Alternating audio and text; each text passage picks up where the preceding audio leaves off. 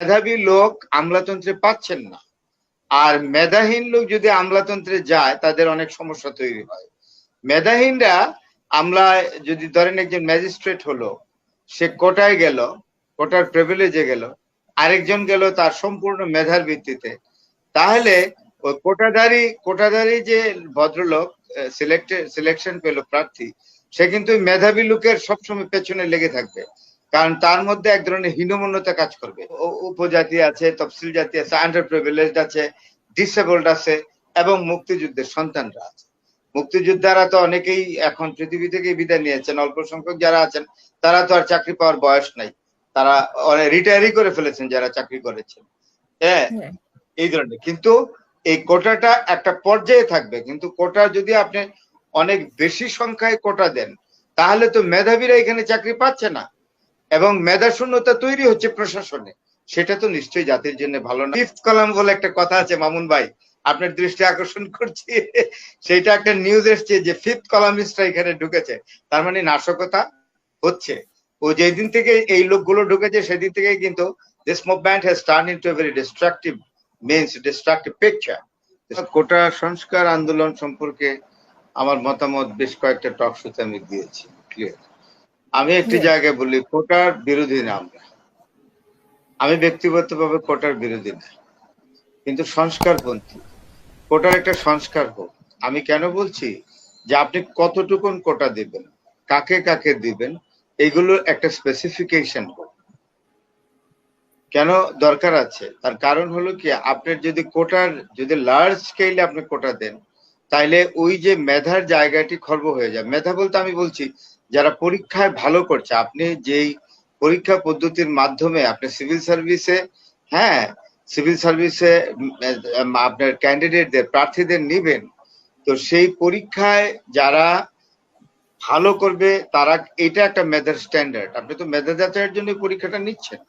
তো আমি বলছি ওই জায়গাটি যারা ভালো করার কথা পরীক্ষায়, কোটার ফলে দেখা যায় যে ওই আমি এই এই এই বিষয়ের মেধাবী যারা, অর্থাৎ সিভিল সার্ভিসের পরীক্ষায় যারা মেধাবী হিসেবে নির্বাচিত হয়, তারা ওই জায়গাটা যেতে পারছে না।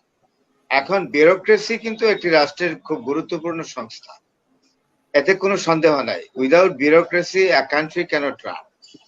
তো সবচেয়ে বড় কথা হলো, আপনি ব্যুরোক্রেসির ওই জায়গাটিতে যদি অতিরিক্ত কোটা দেওয়ার ফলে মেধাবী প্রার্থীরা যদি ওইখানে নির্বাচিত না হয়, তাহলে আপনার দুর্বল একটি আমলাতন্ত্র হবে, ব্যুরোক্রেসিটা দুর্বল হবে।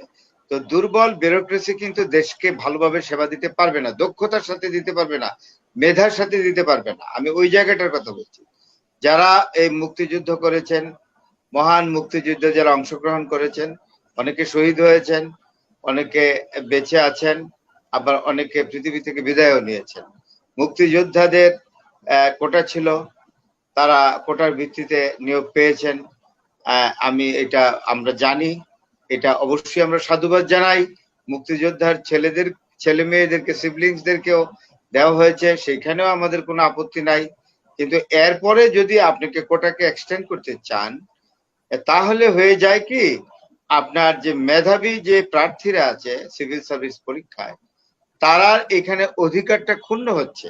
এক। দুই নম্বর, আপনি মেধাবী লোক আমলাতন্ত্রে পাচ্ছেন না, আর মেধাহীন লোক যদি আমলাতন্ত্রে যায় তাদের অনেক সমস্যা তৈরি হয়।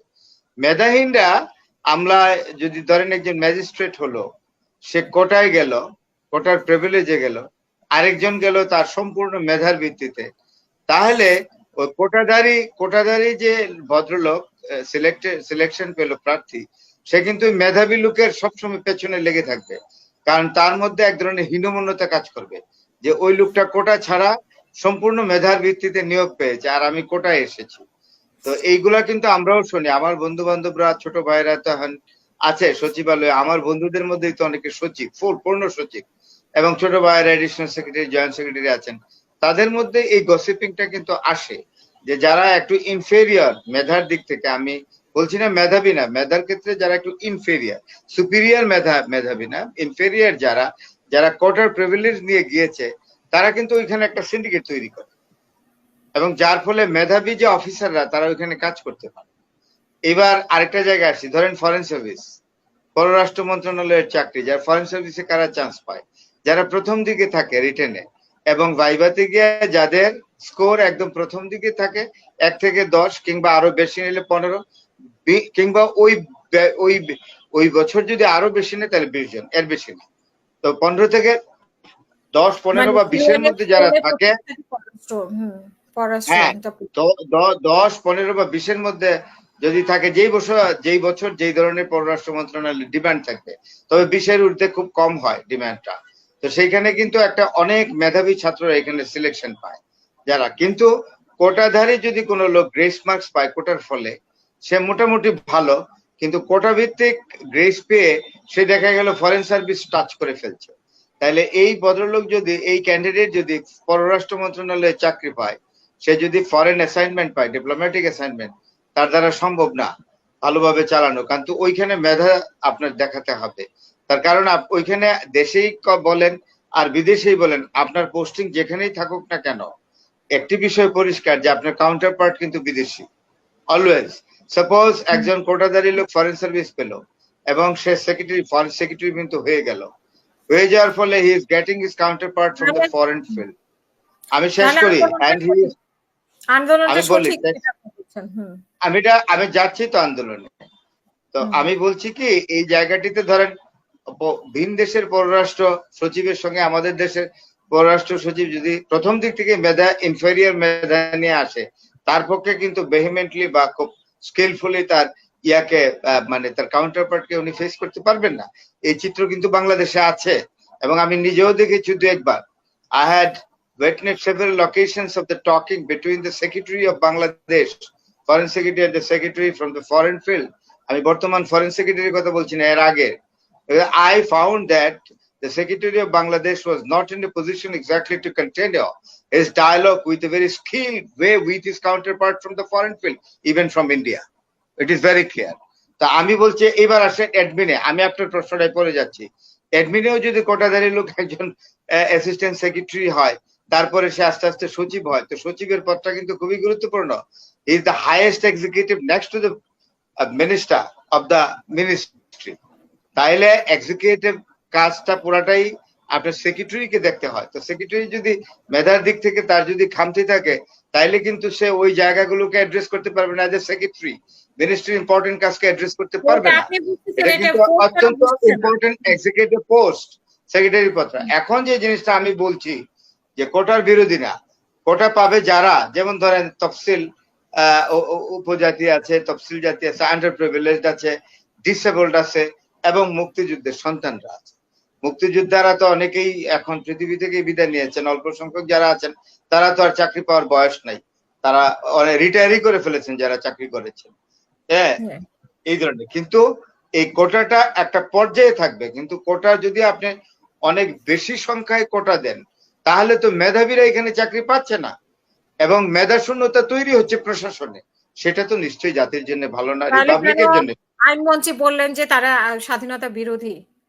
না, এই জিনিসটা আমরা একটা খবর পেয়েছি, আপনি একটু ধৈর্য ধরে শুনেন, যে আন্দোলনটা তো অনেক ছাত্রছাত্রীরা করছে, এটা তো সত্যি। ছাত্রদের সংখ্যা, আন্দোলনের পার্টিসিপেশন অনেক বড়, এটা আমি দেখেছি, টেলিভিশনে দেখা যায় ফুটেজ, যদিও আমি রাস্তায় গিয়ে দেখি নাই, কিন্তু টিভিতেই তো সব দেখা যায়। তো সেইখানে একটা খবর আসছে যে ওইখানে আন্দোলনটাকে নাশকতামূলক জায়গায় নিয়ে যাওয়ার জন্য কিছু লোক ঢুকেছে, মানে কিছু লোক ঢুকেছে সুযোগ সন্ধানী, এবং তাদের উদ্দেশ্যেই মাননীয় আইনমন্ত্রী এই বক্তব্য রেখেছেন। এবং তিনি কিন্তু আমার এমপি, আমার কনস্টিটিউয়েন্সি, এবং এটা খবর এসছে যে ওইখানে অনেক ছাত্রছাত্রীর মধ্যে কিছু আছে, কারণ আন্দোলন প্রথম থেকে খুব শান্তিপূর্ণ ছিল। 2 দিন কিন্তু আন্দোলন, it has already turn into destructive means. তো এটার পরেই কিন্তু আইনমন্ত্রী মন্তব্য করেছেন। মন্তব্যের পেছনে কারণ হলো এখানে অনেক লোক ঢুকে গেছে।